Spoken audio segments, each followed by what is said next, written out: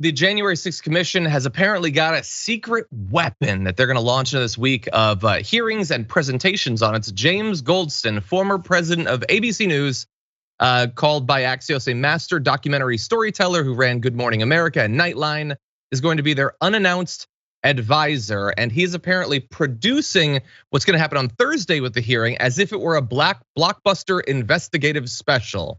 He plans to make it raw enough so that skeptical journalists will find the material fresh and chew over the disclosures in future coverage. So trying to generate, I guess, news attention.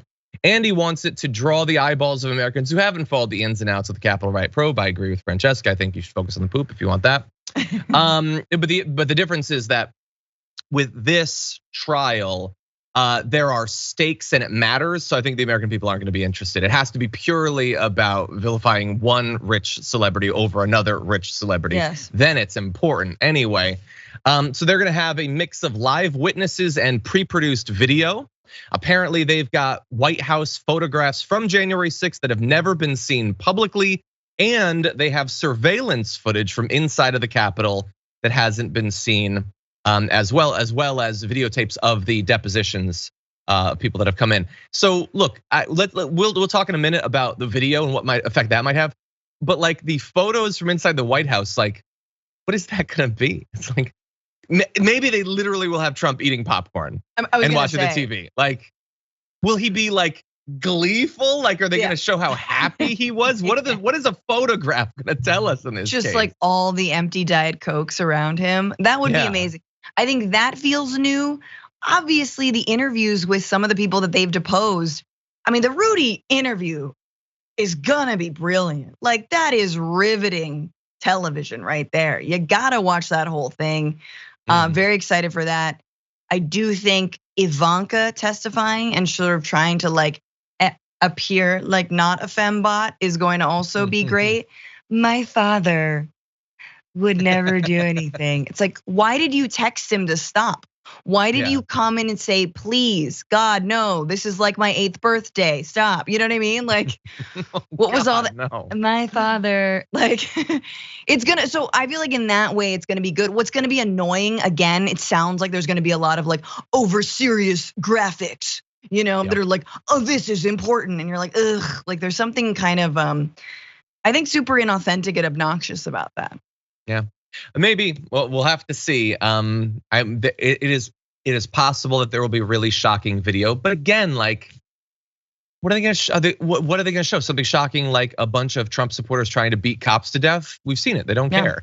Yeah. The breaking down like none of the footage had any of the effect that it should have in a rational world. No Fox show ever showed it, took it seriously, grappled with it. Like, I don't know what it could possibly. Like, if one of the rioters is like playing like, hey, Donald called, and it's like him on speakerphone telling them like, if you could please kill Mike Pence, that would be swell.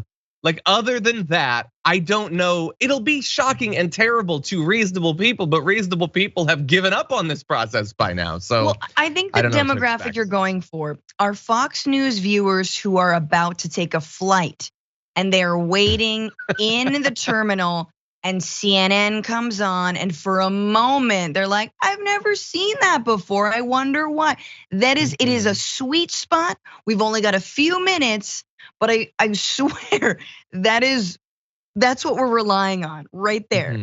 You'll get through to a couple of those people. Like, you'll get through to like what Joe Scarborough is flying back home. I don't know. Like who? I mean, nobody can afford to fly anywhere right now.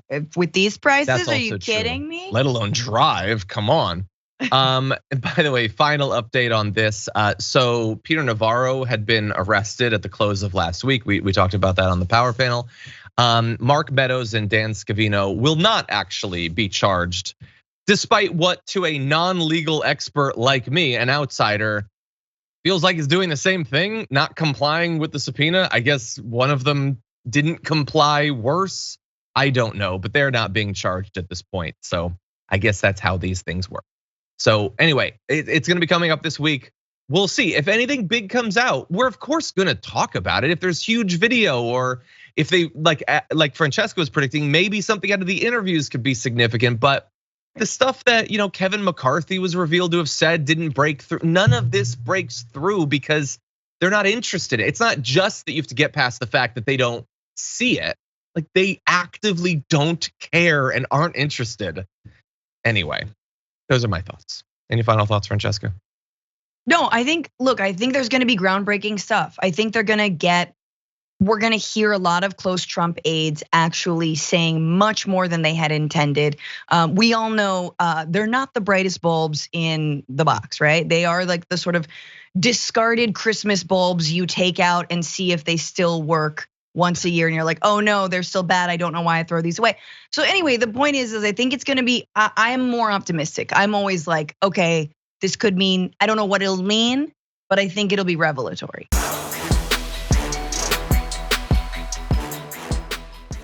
Check out the Damage Report podcast each day, wherever you get your podcasts, whether Pocket Casts or Stitcher or iTunes. You can join me as I give you the news and stories you want, with a range of co-hosts and interview guests jumping in on the fun each day.